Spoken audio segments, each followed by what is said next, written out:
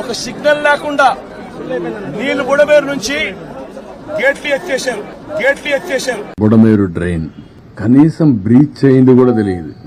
బుడమేరుకు గేట్లు ఉన్నాయని మాట్లాడతారు. వీళ్ళు ఎట్లా సీఎంలు అయ్యారో నాకైతే అర్థం కాదు. అది నేరుగా వస్తుంది, దానికి కాలువలో వచ్చి పోతే కృష్ణాకి వెళ్తుంది, అది కూడా తెలిసి ఉండదు. లేకపోతే కొల్లేరుకు పోతుంది.